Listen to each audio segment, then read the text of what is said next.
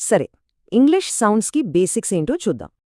మనందరికీ తెలుసు, ఇంగ్లీష్ ఆల్ఫబెట్లో ఏ నుంచి జెడ్ వరకు 26 అక్షరాలుంటాయి.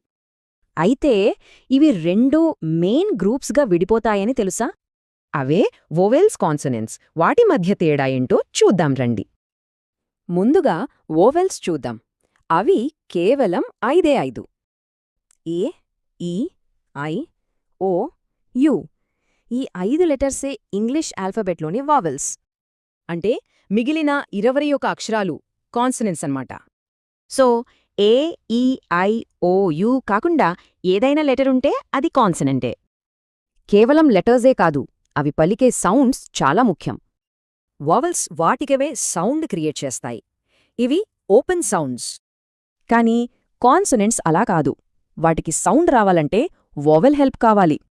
చూసారా, ఇదే అసలు తేడా. Vowels independent, consonants dependent. దీంతో ఇంగ్లీష్ ఫొనెటిక్స్లో ఒక ఫండమెంటల్ రూల్ ఏర్పడింది. సింపుల్గా చెప్పాలంటే, ఒక కాన్సనెంట్కి వోవెల్ లేకపోతే సౌండ్ రాదు. ఈ ఒక్క విషయం అర్థమైతే ప్రొనౌన్సియేషన్ నేర్చుకోవడం చాలా ఈజీ.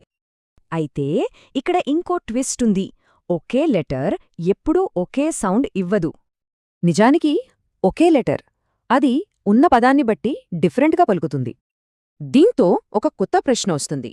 ఒకే అక్షరానికి ఇన్ని సౌండ్స్ ఎలా సాధ్యం? ఫుల్ వీడియో కోసం కింద లింక్ను క్లిక్ చేయండి. మరిన్ని ఎడ్యుకేషనల్ వీడియోల కోసం కోర్ స్టెప్స్ ఎడ్యుకేషన్ ఛానల్ను సబ్స్క్రైబ్ చేయండి. ఈ వీడియో మీకు నచ్చితే లైక్, షేర్, కామెంట్ చేయండి.